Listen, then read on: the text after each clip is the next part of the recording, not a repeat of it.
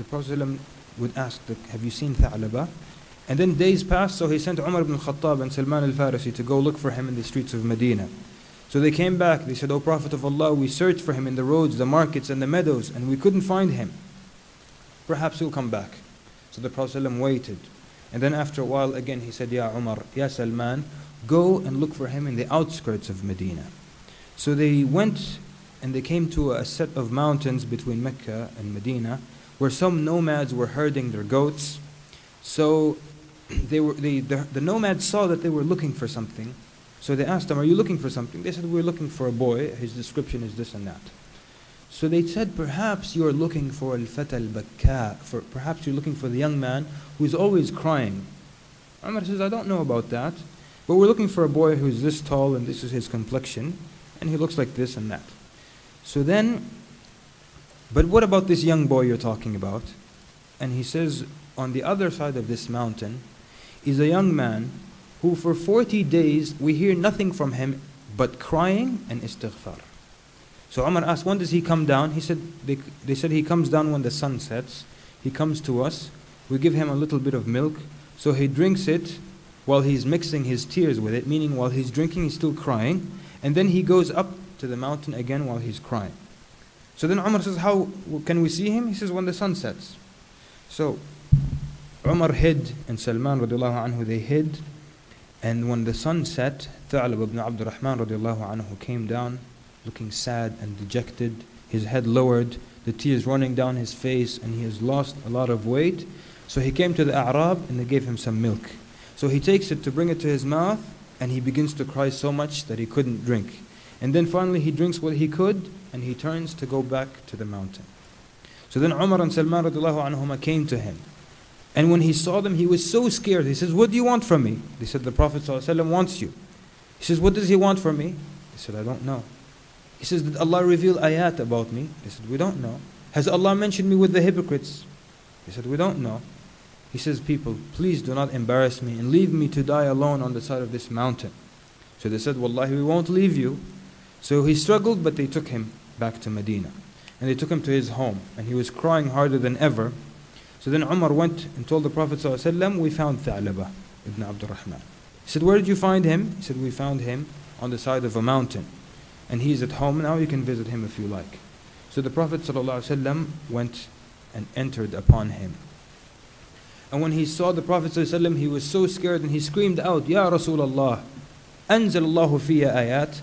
Has Allah revealed ayat about me? The Prophet ﷺ said, Kalla. He said, no. Has Allah mentioned me with the hypocrites? The Prophet ﷺ said, no. So then he cried and he increased in crying. And the Prophet ﷺ sat near him. And he took his head and he put it on his blessed thigh. So then Tha'laba cried and he said, O Prophet of Allah, remove a head that is full of sins and transgression from your thigh. I am lesser and not deserving. And the Prophet ﷺ said, no. So then the Prophet ﷺ asked him, he said, Ya Tha'laba, ma tarju ya Tha'laba, what do you wish for? And he said, I wish for the mercy of Allah subhanahu wa ta'ala.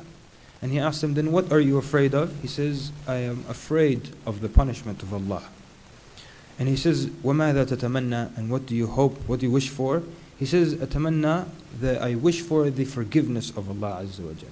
So the Prophet ﷺ then made dua for him while he's crying, saying, أَسْتَغْفِرْ لِي يَا رَسُولَ اللَّهِ, ask forgiveness for me, O Prophet of Allah. Suddenly, Tha'laba radiallahu anhu, he jolted, he shook. So the Prophet ﷺ, he says to the Prophet ﷺ, I feel as though ants are walking between my flesh and my bones, like something is walking between my flesh and bones. So the Prophet ﷺ said, أَوَتَجِدُ ذَلِكَ يَا ثَعْلَبَ, do you feel that? He said, yes. He says, that is death. It is coming to you. So then he kept saying the Shahadah, Astaghfirullah, La ilaha illallah, until the soul left his body. So then when he died, the Prophet ﷺ washed him and covered him and led the prayer over him. And while they were carrying him to the cemetery, the Prophet ﷺ was walking behind his body, but he was walking on the tip of his toes, as if it were very, very crowded. So then Umar says to him, Ya Rasulullah, Tamshi ala atrafi qadamayk, وَالنَّاسُ قَدْ أَوْسَعُوا لَكَ. You're walking on the tip of your toes, but the people have given you a lot of room.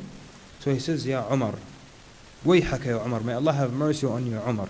Wallahi, I do not find a place to put my foot because of how the angels are crowding me over him. brothers and sisters in Islam, Anas radiallahu anhu said that, he says to the generation after the companions, you imagine certain sins to be more insignificant than a straw. Something like a straw, which is very insignificant. But at the time of the Prophet ﷺ, we used to count them among those things that can destroy a man. And in this story, Tha'laba ibn Abdurrahman radiallahu anhu, he did something. He took a gaze, but it became so much of a weight, that sin. And this is something that so many people have taken for granted. Looking at images of women in magazines, on television, on the internet. And people have become so used to it that they don't even think about it. How many people think of lowering their gaze from the newscaster? Do you look at the news? They watch the news. You're watching the news. But there's a woman who has a lot of makeup and you're looking at her the whole time.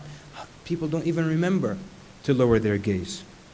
Ibn Mas'ud said a believer treats a sin as if it were a mountain over his head that may fall on him any moment, where a regular sinner looks at them like a fly that sat on his nose and he waved it away with his hand. The believer, the sin is like a mountain that's going to fall on you any minute. But for the person who sins normally, sits on your nose, you go like this and it's gone. And that's why then, lowering the gaze, things like that, people have become so used to looking at things that are haram. That's why the Prophet ﷺ said, beware of minor sins, for they add on until they destroy a man. I'll conclude in the next few minutes. We just want to talk about lowering the gaze. Allah subhanahu wa ta'ala says in the Quran, قُلْ لِلْمُؤْمِنِينَ يَغُضُّوا مِنْ أَبْصَارِهِمْ وَيَحْفَظُوا فُرُوجَهُمْ ذَلِكَ أَزْكَى لَهُمْ إِنَّ اللَّهَ خَبِيرٌ بِمَا يَصْنَعُونَ. Allah Azza wa Jal says concerning lowering the gaze, and look at the connection here. Say to the believing men, they should lower their gaze and guide their private parts. That will make for greater purity for them. Look at how Allah connects lowering the gaze and then guarding the private parts. Because that is conducive to something happening. Lowering the gaze is conducive to you guarding your private parts. And just quickly about lowering the gaze, that first of all, Shaykh al-Islam ibn Qayyim al-Jawziyah, rahimahullah, he comments about lowering the gaze. He says the first thing, it is something commanded in the Quran. The second is that it frees your heart from regret. So when you keep looking at things that you can't have, and if a man keeps looking at beautiful women, they keep having this regret that they cannot have a wife.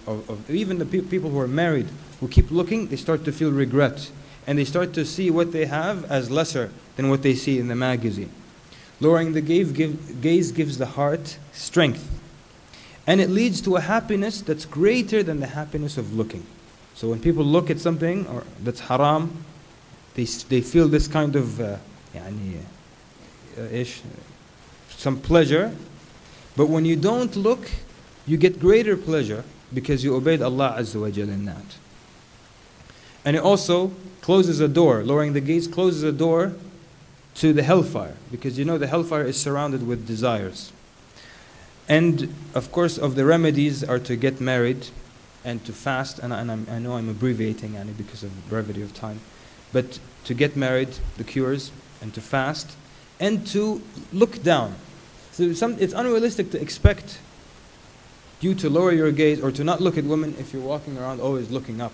So you're going to catch a glimpse here and a glimpse there, and a glimpse might be a little bit too long.